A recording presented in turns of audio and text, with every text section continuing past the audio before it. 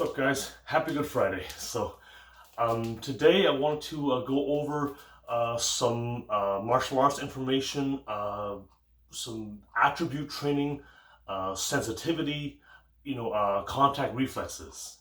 These things are very, very important in the martial art of Wing Chun, and also in wrestling. Really, all martial arts are important, but especially in Wing Chun, it's really, really important, okay? And a lot of people look at trapping and things and they say, oh, trapping doesn't work and this and that, all right? If you look at the very kind of dead, alive, dead drills that aren't alive, that are very mechanical, yeah, it won't work that way. But it's not meant to be used that way. Those are just developmental drills, okay? Real fighting is alive. It's moving, it's constantly changing, I know that I've trained with people in the past who've done the chi exercise, and there's no energy at all. You have to have life there. Okay, so that's when people think it doesn't work. That's why, because the way they're doing it won't work. Okay, so a few exercises that can really help to develop these contact reflexes, and I hope it'll kind of make sense to you. Okay, now one thing, first of all, you cannot stress enough the importance of the elbow energy. You got to have that elbow energy going forward. That's the source of your power as you move forward. The source of your power, really, really important. Okay, and even a lot of people in the past who were not Wing Chun people, like boxers, other people, they understood that. You look at Jack Dempsey, who believed in his left jolt. All right. I read in his book, he talked about using the elbow structure and moving in with your whole center. He talked all about that stuff. I'm telling you right now that Jack Dempsey was a better Wing Chun man and understood Wing Chun better than most Wing Chun guys out there. Sorry, that's a fact. Okay, so here we go. Hold on, give me a second here. Okay. All right, so you take the cables. This is a long cable, so I got to wrap it around my torso here. Okay, so a couple of exercises you can do here. No, I don't. Can you see my feet? Okay. No. Well, anyways, I covered that before, but you open up into your stance here. Okay, and just repeatedly bring those arms out along center, and really, really focus on the elbow. Okay, you don't want to feel tension in the shoulder. You just want to feel the elbow and the hips and body moving in, okay? In fact, don't even think of the elbow, actually. Think about the hips pushing the arm forward, like your center, your body pushing the arms forward, okay? And then you can figure out if your elbows are doing the work, okay? You don't want this coming out, right? It's got to be down, okay? And this is proper form for any kind of straight punching. Any coach, whether karate, boxing, whatever, they will tell you that it's poor form to throw the elbow out like that. That's bad form. It comes in, elbow down, and then it flips at the last second. If you turn it over, it flips at the last second. Now, in Wing Chun, we usually keep it straight, this way, vertical, but it's also turned over sometimes too. Okay, depends on the angle you want or whatever, okay? But whatever, from here, both punches are identical. Only at the end it turns, okay? So just repeatedly out, out, out, out, out, out, out, out, okay?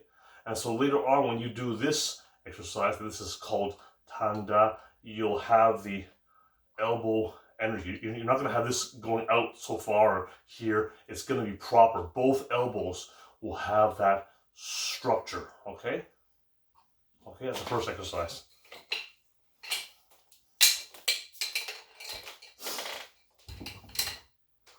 Okay. Got a couple more for you, all right? Okay, so this one is, now you need a ring for this. Now I know some of you have a ring, but if you don't, you can just go through the motions and try to duplicate as much as possible. The good thing with the ring is that it helps to, because it's not that big, it's only about 9 or 10 inches, it helps to restrict your movement, and it ensures that your arm is in the right position. A lot of people will really open up and leave their guard open. This way, you're always aware of it. So this is This is called bong sao. Okay. Here, here. See, so the hand goes forward and it flips. Hand goes forward and it flips. You're not.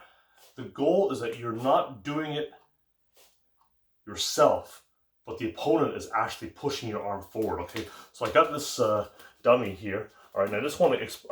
This is a spring arm dummy. It moves around. But the traditional dummy is a wooden fixed arm, which I have too, but we'll use this for now. I found this to be very good for training this kind of thing. So you push into it and you feel the pressure going back, and then you flip it. Push this way and you flip it that way. See? So if I stand here, I can shift and shift and shift. If I feel it going this way, I'll shift back. See, I'm not moving my arm around. This arm is moving me around. See? If that makes sense. Okay? See, there's no tension here, okay?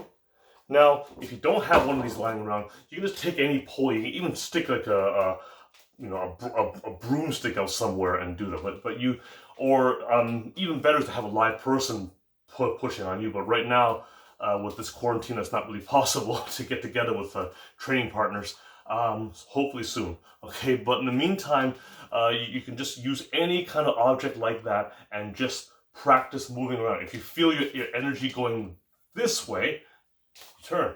If you feel it going this way, then you turn. You help the energy on its way. You help the person on its way. See, boom, boom, boom. Okay, so that's part of the elbow energy as well. Okay, so we had the resistance cable where we pushed it where we push the energy forward. Then we have this kind of yielding into that. Okay, and the same thing can be done with a ring. Actually, if you don't have something like this, you can use a ring. Very good as well. So you can actually take both hands, and this is, anyone who's ever done Wing Chun will recognize this motion, right? See, and if you want to focus on one arm at a time, you just here, here, here, here, here, here, or you can turn it into other motions from there, right? But just for the basic, okay, you can just do the one arm at a time, okay? This is like another motion when you take it and flip it into a strike, but this is just the basic motion. Feeling it, feeling it, feeling it, feeling it, okay? Feeling it, feeling it. And this guard hand is always in position. And the good thing with the ring is that it helps keep it there, okay? You don't open up, because you don't want to open up in a real fight, okay? Now remember, this is to develop contact reflexes.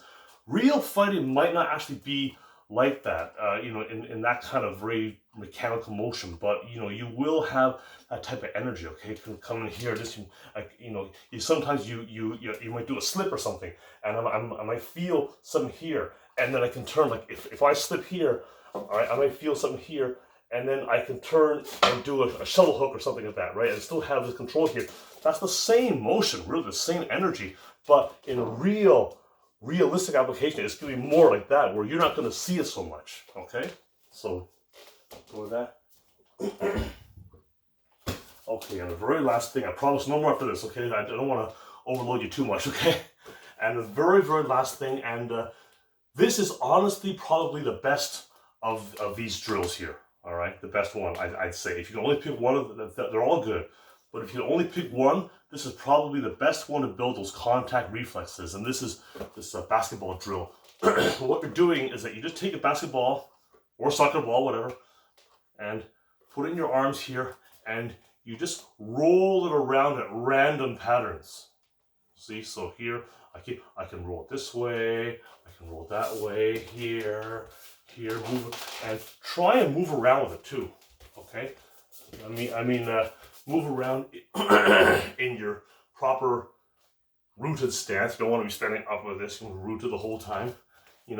Our Wing Chun teacher, Sifu Carl, he used to say that when the class started, you just sink and you stay the height for the whole class. Okay.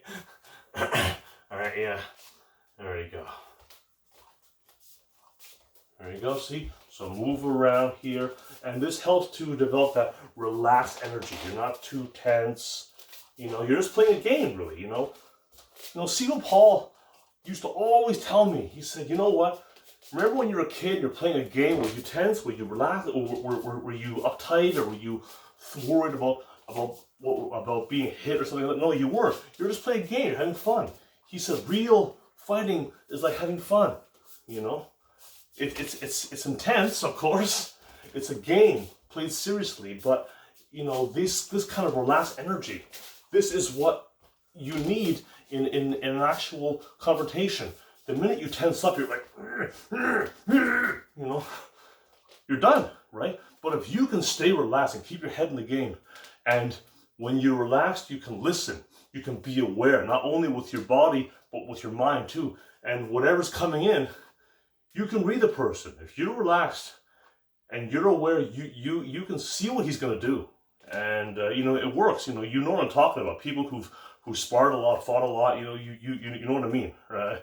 You can read people and see what they're going to do. You can read their intentions if you're not tense. If you're tense, it goes all out the window, okay? So this really helps to build that, okay?